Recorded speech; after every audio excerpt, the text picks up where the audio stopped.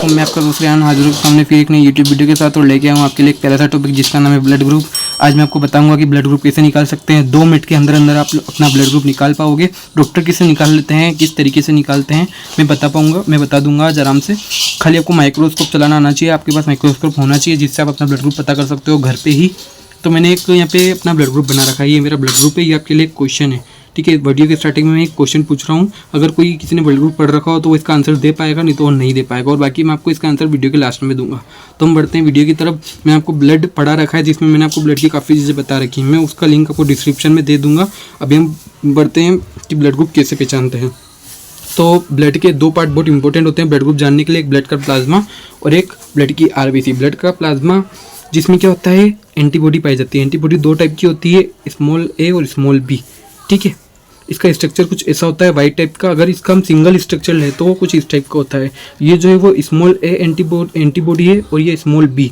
आप देख सकते हैं स्मॉल ए में यहाँ पे ए टाइप का कुछ बना हुआ है और स्मॉल बी में भी यहाँ पे बी टाइप का कर्व जो है, बी में हम कर्व मोड़ते हैं ना, वो बना हुआ है, ठीक है। ये हो गई प्लाज्मा की बात। और अब आते हैं आरबीसी में।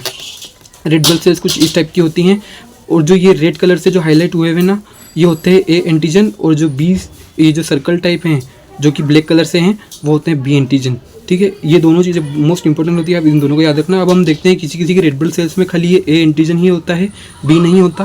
और किसी किसी की सेल में बी होता है, ए नहीं होता। और किसी किसी में दोनों ही नहीं होते और किसी किसी में दोनों होते हैं। ये 4 टाइप के ब्लड ग्रुप होते हैं। देखते हैं कैसे कैसे। पहला मैंने ये ले रखा है, ठीक है।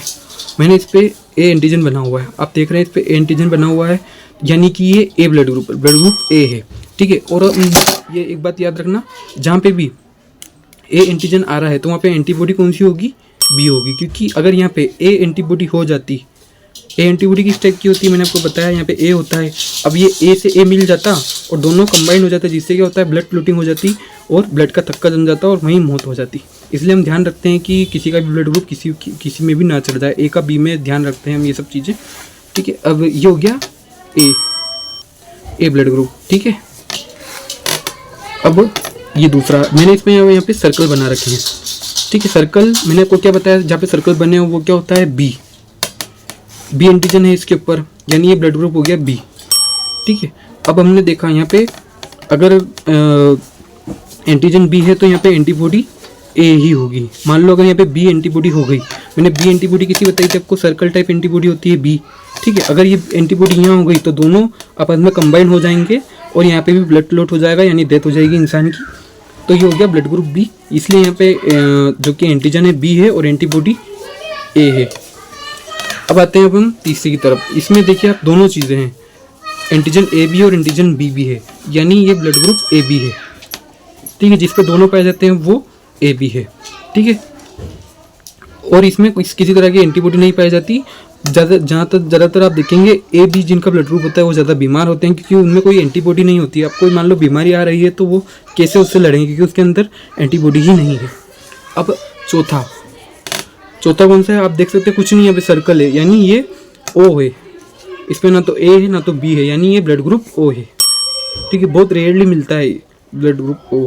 अब एक और आता है पॉजिटिव या नेगेटिव कैसे पता करें। तो एक आरएच फैक्टर होता है, कौन सा फैक्टर, आरएच फैक्टर का जो मैं कुछ हिस्ट्री बता देता हूँ। आरएच फैक्टर एक वीनियन करके एक साइंटिस्ट थे, उन्होंने एक बंदर का सैंपल लिया था जिसमें उन्होंने देखा कि उनके जो रेड ब्लड सेल्स हैं उसके ऊपर कुछ इस टाइप का स्ट्रक्चर पाया गया था।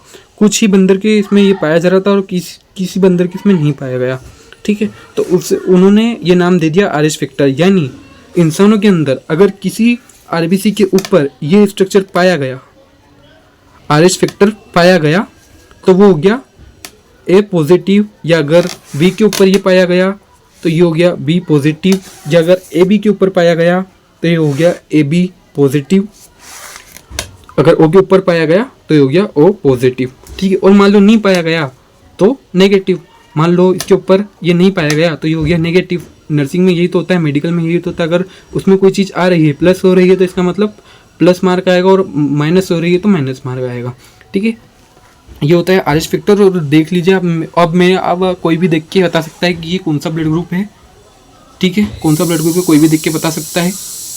जल्दी से मुझे आंसर दो इसका कमेंट में। मिलते हैं ऐसी किसी नई वीडियो के साथ, तब तक के लिए बने रहिए मेरे साथ, सब्सक्राइब कीजिए मेरे चैनल को, ऐसी ही वीडियोस में लाता रहूँगा, मेरी गारंटी है।